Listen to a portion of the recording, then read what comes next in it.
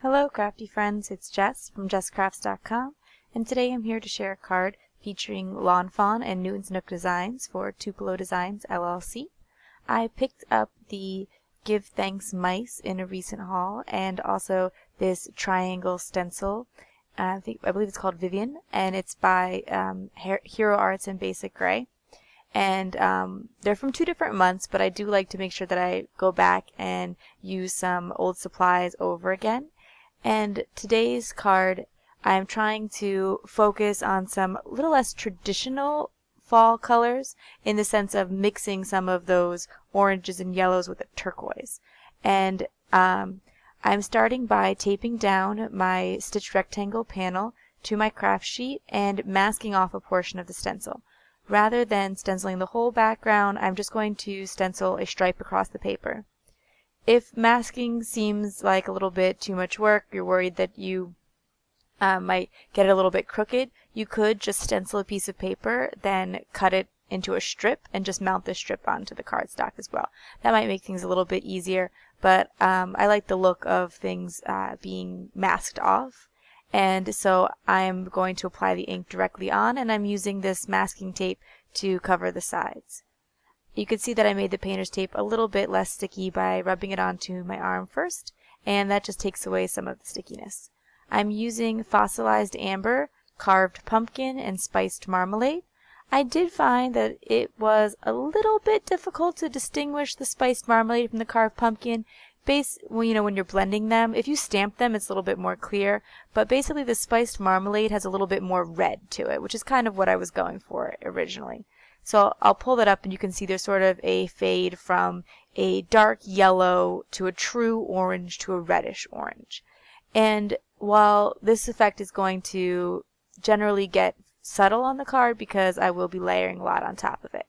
As I mentioned, I'm going to use a turquoise color with it, or a teal color here, and this is the pool color from Hero Arts, and I just swiped it onto these white cardstock so that I could create a sentiment panel.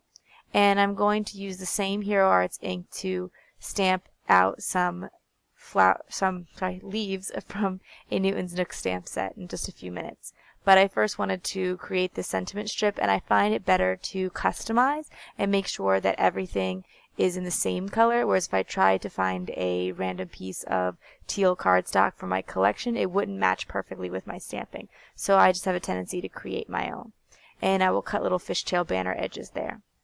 I have this leaf stamp set from Newton's Nook Designs, which is available in the Tupelo Designs LLC store. And it has a lot of great solid images of leaves, and you can use them for a lot of different looks, but today I'm just going to use them in the most traditional way of stamping them solid and cutting them out. I found that there was a little bit of ink left over on my stamps, and if you don't clean your stamps perfectly each time, that might happen on the first couple impressions. Since I'm cutting those out, it doesn't really matter that the impressions weren't perfect. But if you were going to stamp directly onto your project, I always do recommend doing one stamp off first when stamping in colored ink, just to make sure that the color is coming out exactly the way that you want it before applying it directly to your paper.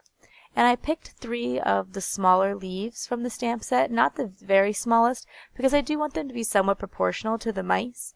And I've stamped them all in that same tide pool color. I'm also going to stamp out the mice, and I'm going to stamp a few of them because I wanted to show you 2 different coloring techniques in these small images here. And basically what I'm going to do is show you how I can color from the top and the bottom to create a highlight, or color from the 2 sides to create a highlight. So I have my W3 marker here, and I'm going to just use W3 and W1 because I want a nice light gray color, but I like the warmer colors for creatures, as I've mentioned many times in the past. I am starting this first mouse by showing you what it looks like if I add the shadows on the top and bottom, which kind of makes sense because the shadow will be cast off of the ground and cast from his hat.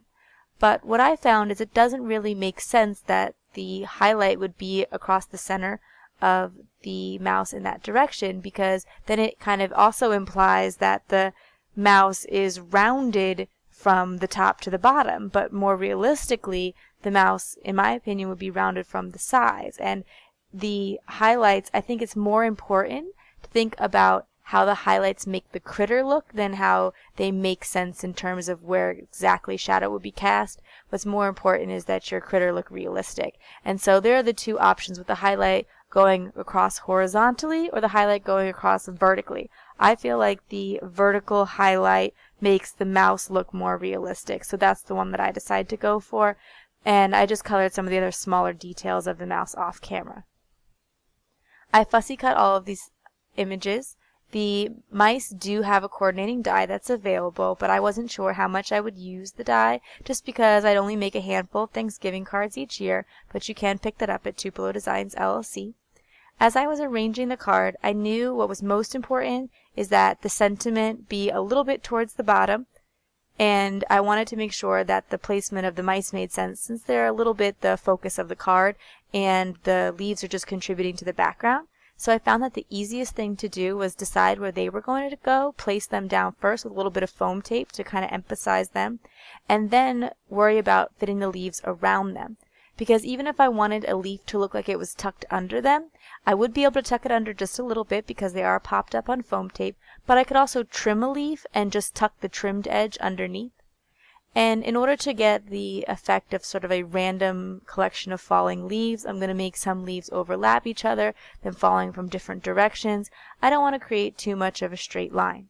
At first I thought that I would keep all of the leaves contained within the stitched panel there, but I didn't like how it left too big of a gap at the top and the bottom. So what I decided to do is fit in some leaves and those spaces in the top and the bottom and just trim them off. So that way it really looks like a whole continuous scene. And I'm attaching these with multimedia matte from Ranger. I find that even though it's a liquid adhesive, it dries really well. There's no sort of buckling of the paper that you might get if you think of like traditional white glue. That causes a buckling of paper, but the multimedia matte does not have that problem at all, and it just makes it a lot faster than using a tape runner in my experience.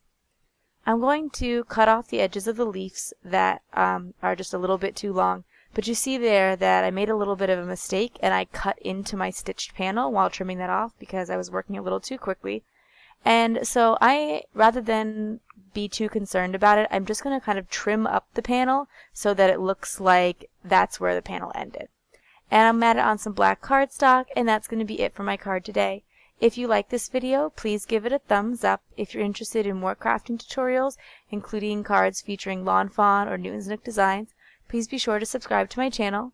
To check out supplies, I recommend TupeloDesignsLLC.com, where shipping has now resumed and there's going to be an even larger selection of products coming your way soon. Thanks for watching. Bye.